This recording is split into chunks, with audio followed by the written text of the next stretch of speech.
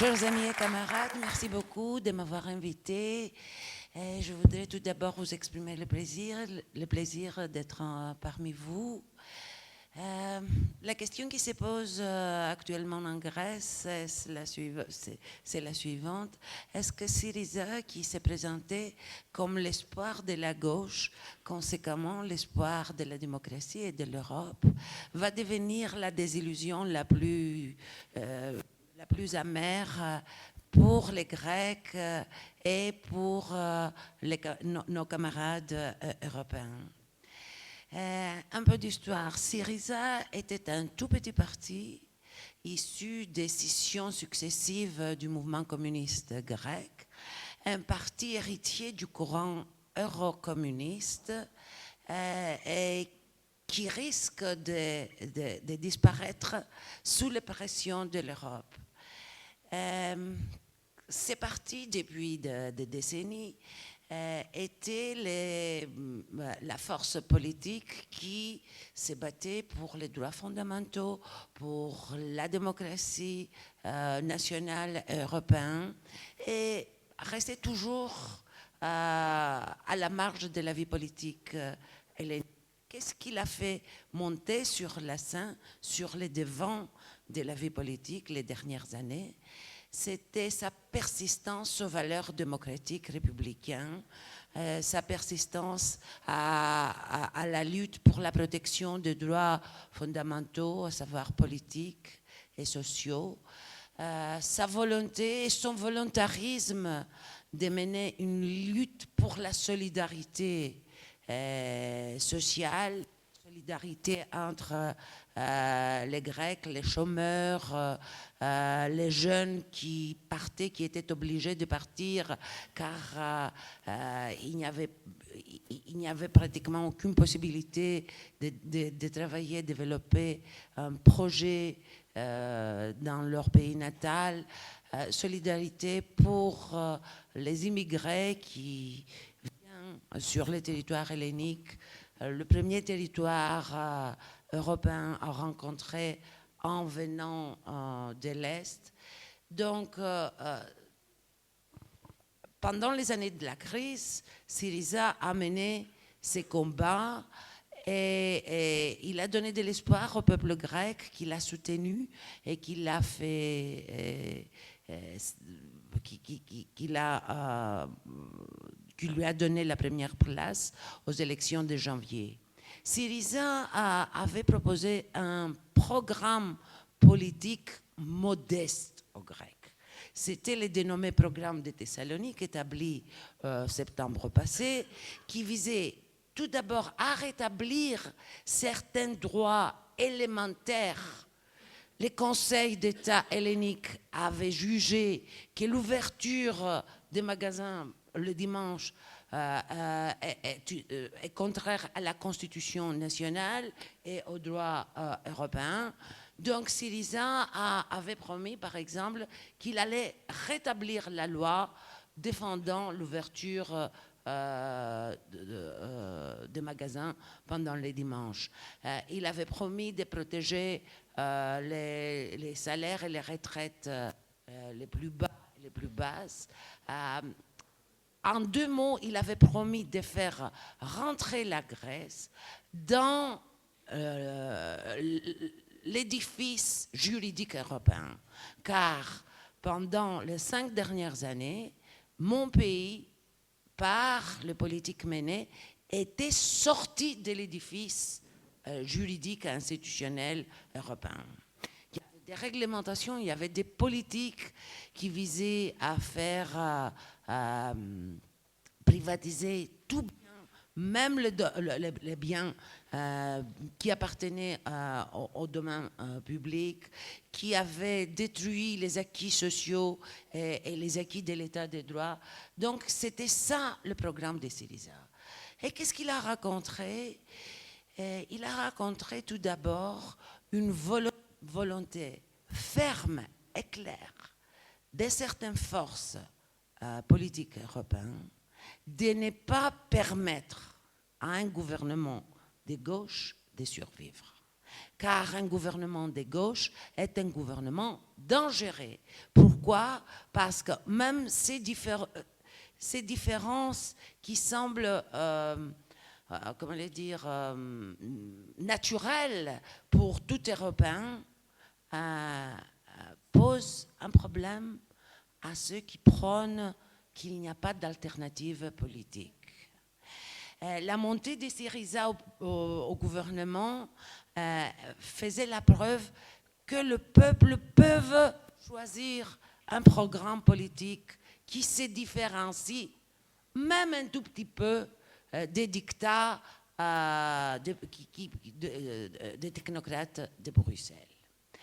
Donc, il fallait à tout prix faire tomber le gouvernement des Syriza. C'est pourquoi, pendant les négociations,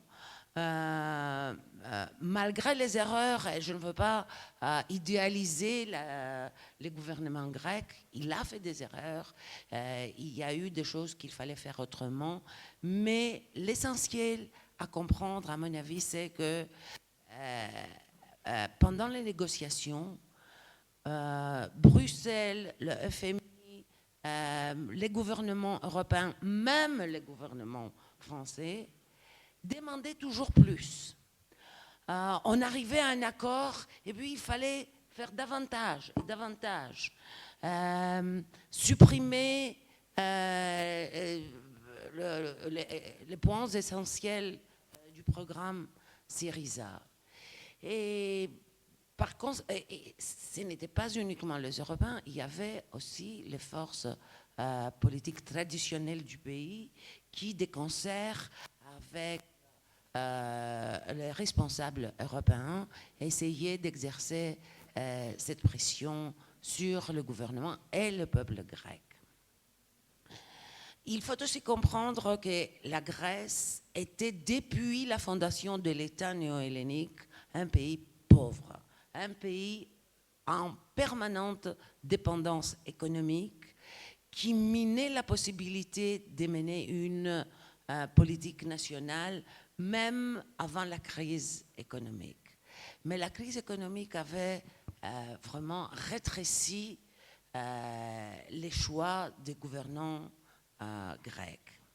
Pour faire face à cette pression inédite et à mon avis incompréhensible au sein d'une union qui se veut une communauté des droits, le gouvernement grec a fait recours au peuple qui a montré une dignité et une force d'âme incroyables et qui a répondu par la négative au référendum qui avait comme enjeu l'acceptation de la proposition Juncker, à savoir un accord très très dur pour notre pays, pour les classes sociales, pour le peuple en général. Et qu'est-ce qui s'est passé? Vous allez me demander qu'est-ce qui s'est passé avec ces noms courageux du peuple grec. Malheureusement, il n'a pas pu avoir l'impact politique qui était le sien. Et pourquoi? Parce que la faiblesse économique et le manque d'alliance, parce que ce n'est qu'au dernier moment que M. Hollande et M. Renzi se sont un tout petit peu différenciés du docteur Schäuble. Et le manque d'alliance a imposé au gouvernement hellénique d'accepter un accord auquel on peut revenir. À mon avis, c'est un accord sincèrement meilleur de celui proposé par Jean-Claude Juncker au veille du référendum, et d'accepter de signer un troisième mémorandum pour ne pas conduire le pays à la débâcle. Alors, pour gagner la confiance des alliés, des Européens, le gouvernement grec a perdu la confiance d'une partie de ses députés et d'une partie de son parti. Et comme tous vous le savez, l'aile dite gauche de Syriza vient de se détacher et de former un nouveau parti anti-mémorandum, l'Unité nationale, qui a privé du gouvernement de la majorité nécessaire pour avancer des lois, pour appliquer un programme. Donc, Tsipras a été obligé de se démettre et de provoquer des élections. Est-ce qu'il reste un espoir? Est-ce que Tsipras va devenir un social-démocrate? Est-ce qu'il va quitter ses promesses définitivement? Est-ce qu'il va s'arranger parmi ceux qui soutiennent les promesses, les projets néolibéraux?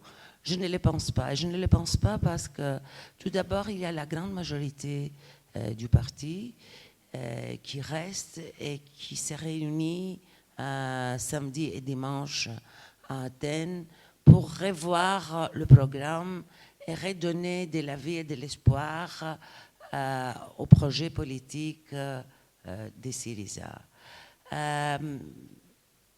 Il ne va pas le faire parce que la gauche en Grèce est porteuse de tous les principes, de toutes les valeurs républicaine et démocrate du pays.